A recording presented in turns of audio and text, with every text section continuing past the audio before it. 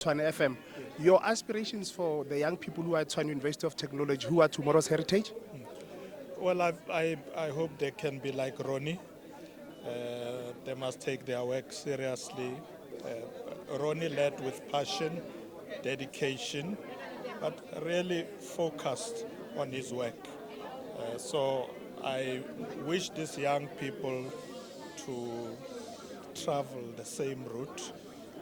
They are learning now, but there's nothing that beats dedication, focus and commitment, but more importantly, discipline. When you do your work with discipline, you will succeed. Rekanyaho Kalabi Pale from Tshwane FM.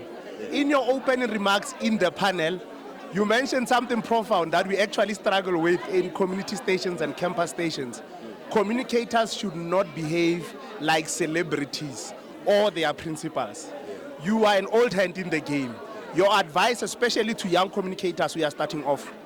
The advice that I can give is that as a communicator, the servant of the people, you are there to be a link between government and the people. Therefore, you must be in a position to interpret the messaging and simplify it in a way that ordinary people will understand, rather than try to behave as if you are a celebrity and everybody must bow to you. That's not who you are. You are, especially when you're in government, because you have been paid to do that job by the money that comes from the same people that you are supposed to serve. Therefore, that is what I always want to advocate, to say, let us understand that this is who we are. You mustn't go there and pretend like all the other political parties that are there are not your principals. They are also your principals because you are a civil servant. And my last question to you, innovations. The social media phenomenon has taken over, but it doesn't stop the fact that communicators must continue communicating. What would be your advice to young people, especially merging the old and the new, because news are news? Yes, definitely. That's why I talked about the issue of platforms. You must, when you do any communication strategy, you then say, I want to have this audience.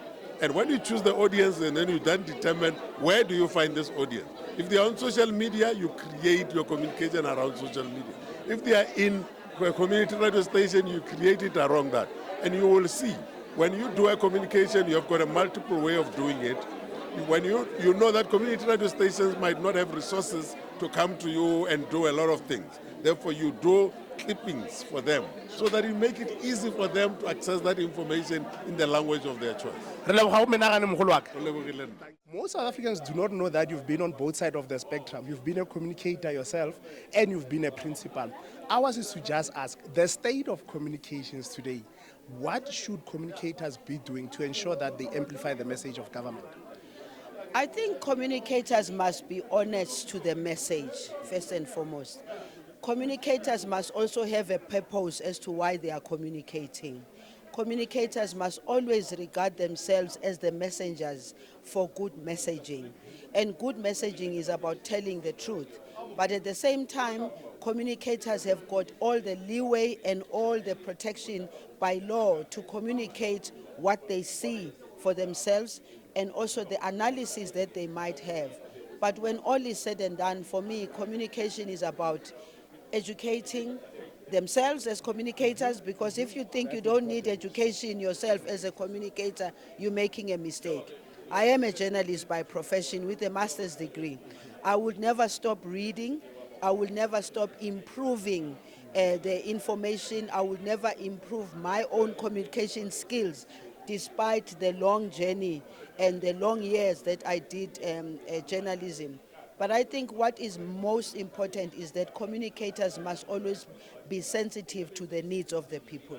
Because when people get the right information, they are then able to make the right decisions about their lives. Last question. We are in Heritage Month and the young people of the country are tomorrow's heritage. Your message to encourage young people, especially on the path they've chosen of education?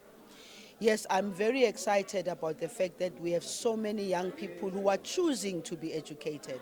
I am a living example of a grandmother of mine who was committed to education, who wanted me to be educated, and she did everything she could to get me educated.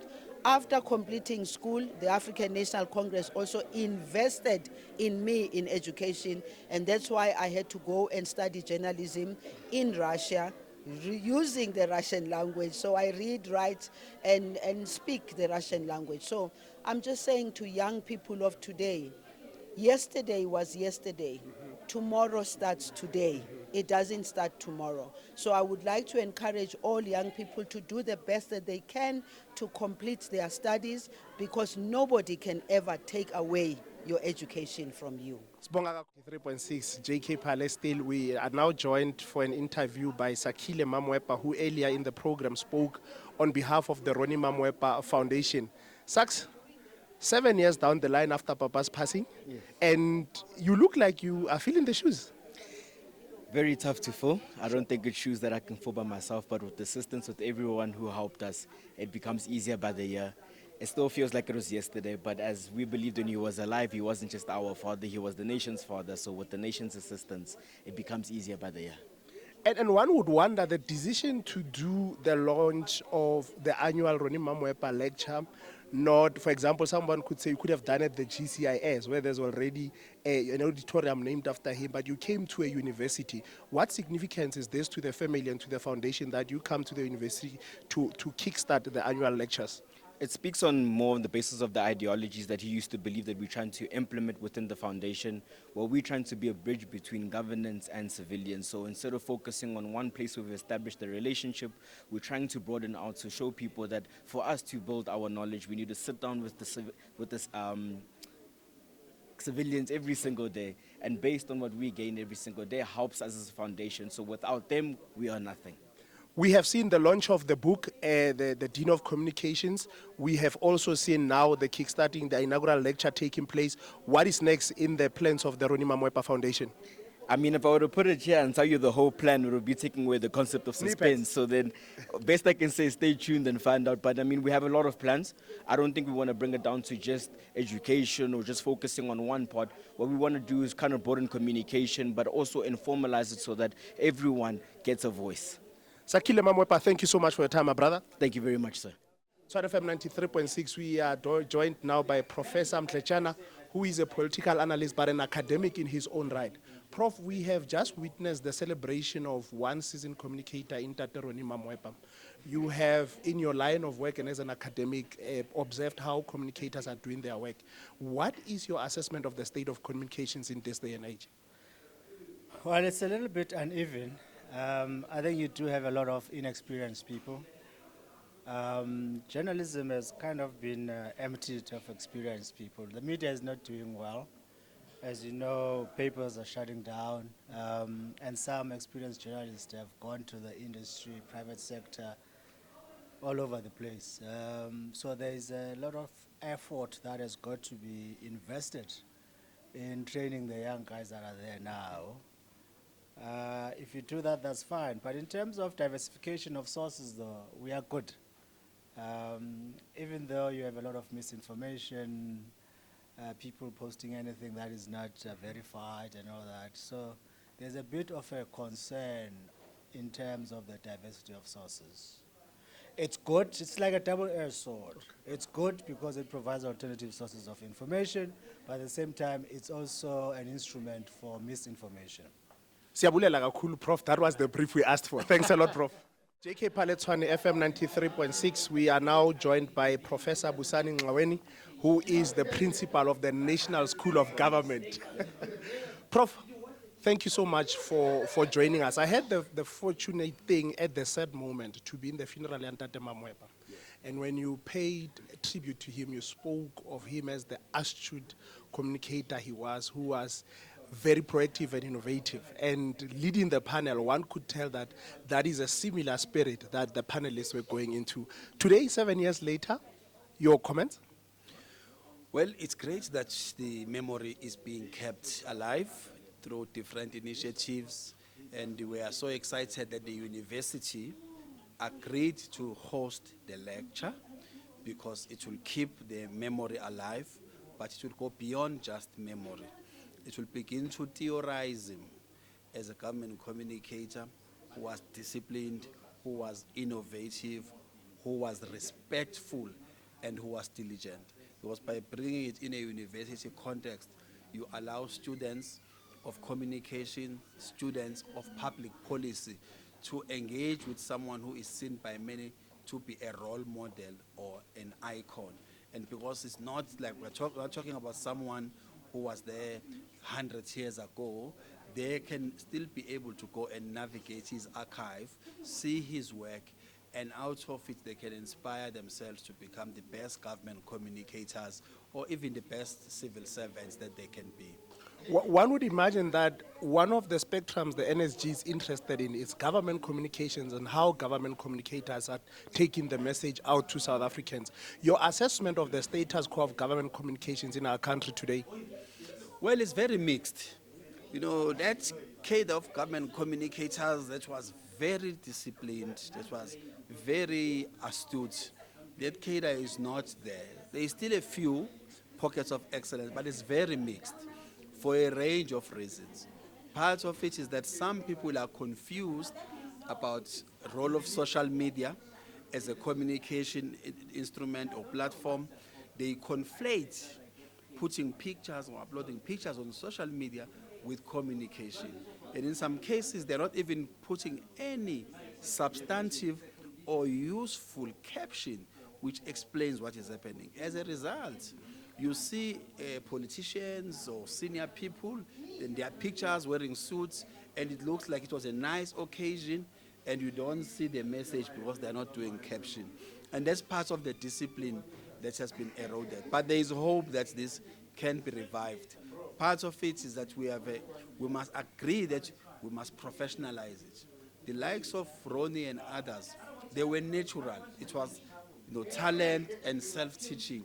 Now we must be deliberate and professionalize the discipline of government communication. Last question, Prof. Your message to young students at TUT, especially in the comms space, who someday will end up as government communicators, how would you encourage them to keep moving? Well, they're in a good space at TUT. I know many interns who come from TUT, who come to government to intern in the communication space, especially those who are doing digital communication. I've had some in my office actually. Every year there is someone from TUT who come from that space, which is encouraging. So the opportunities are there. They must take those opportunities that are available. There are icons and role models like Ronnie Mamoepa they can look up to. There is a demand for insightful and innovative government communicators, and many people are looking for younger ones who have a different understanding of what's happening in society. And I think the opportunities are there for them to learn, serve, and grow in the space of government or political communications. Prof, thanks a lot for your time. We greatly appreciate it. Thank you. Thanks a lot. Tshwane FM 93.6, JK Pal. I'm now joined by the spokesperson of the Tshwane University of Technology, Papama Tsisikawe. It's a difficult one. Chisikawe. It's a difficult one to make, by the way, this interview. Paps, the Ronnie Mamoepa Foundation chose our university, Tshwane University of Technology, to launch the annual Ronnie Mamoepa Lecture. What does this mean for the university? This is great for the university. I think more so because we have the Faculty of Humanities that has the journalism and integrated department. I mean, that's where we produce legends in communications, in journalism, in public relations. I don't see any other university, befitting of this kind of partnership. So yeah, we are excited as a university. We're also excited for the one that's coming next because the planning starts now.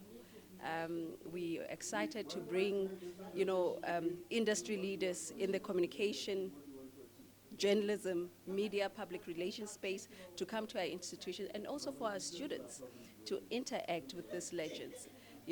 More than anything, as a university, we're excited.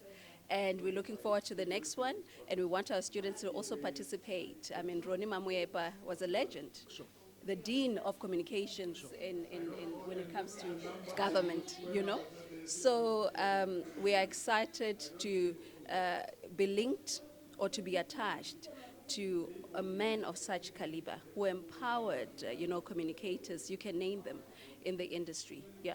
Last question to you, Paps. You speak of the quality of the graduates that we are producing, but we still have students in the pipeline who are studying either integrated comms, journalism, and all those courses, public relations, etc. What is your message to them, especially those that might be feeling despondent, but they are currently in the system and are enrolled? Well, what I can say now, that you must not forget what you're here for. I think that's a message that we tend to not say much, you know. Don't forget what you're here for and finish that, complete that, get that qualification. Because like some of us, like yourself and I, JK, we come from very disadvantaged families, you know, and sometimes coming to the university, we sort of like, you know, going to be the breakthroughs and you know, of our families and break those generational curses. So now when you're here and you're studying, don't lose hope. It's not easy in the industry, but complete your studies and make sure that you're multi-skilled, because the future journalist, the future communicator is multi-skilled. Journalism, communication, the landscape has changed drastically. With the introduction of artificial intelligence, the future of work has drastically changed. So prepare yourself for the future. Ms. Papama Tsisikawe, the spokesperson of the Tshwane University of Technology, thank you so much for your time, ma'am. We greatly appreciate it. Tshwane FM 93.6, we are joined by Professor Mashupie Masirumule, who is the Executive Dean of the Faculty of Humanities at the Tshwane University of Technologies. Prof, you are a scholar extraordinaire of especially public management, and communications is largely intertwined with taking out the message that whether it's a government or the various organizations of the government want to take out there. What is your assessment of communications or the state of communications in South Africa, especially looking at the life we've just celebrated, Ntate Mamoepa? I think there is a lot that need to be learned from people like Ronnie Mamoepa, and it's critically important that that lesson should not in any way be lost. That is why personally I'm quite happy that we could actually be afforded an opportunity to host an inaugural memorial lecture of Ronnie Mamoepa, just to celebrate his legacy, but more profoundly to get, you know, lessons from his trade, as he used to be the government communicator. I don't really think that as a country we are where we should be in terms of the level of communication, because many a time there are many instances wherein we do have some challenges, largely because of the fact that the message was not properly communicated. And yet we do have so many people who are quite good in terms of how they can assist government, assist everybody to communicate better. So to that extent, I think that we still have a long way to go, but we are very fortunate that we do have people that have left a great legacy from where we can actually learn to communicate better. Prof, I cannot leave you without asking you this question. Throughout the day since we gathered here, I've come across a lot of people, some of whom are already in government. One of the things they applaud is the quality of the student that is produced by the Tshwane University of Technology in both communications as well as journalism. And clearly there's something right that is happening in your faculty. What is your recipe? I promise to protect it. No, it just commitment, the extent to which our lecturer go the extra mile, and also just to assist in whatever way possible to ensure that we do have appropriate tools that can also be used to ensure that when our students ultimately finish their qualification, they are well-rounded, they can use all the necessary gadgets for the purpose of ensuring that they master the trade of journalism and communication. It's just a question of dedication, commitment from our staff members, and to that extent, I want to greatly thank them. That is Professor Mashupie Masirumule, the Executive Dean of the Faculty of Humanities here at the Tshwane University of Technology. From myself, Halabi JK Pale, we wrap it up here. Thank you very much.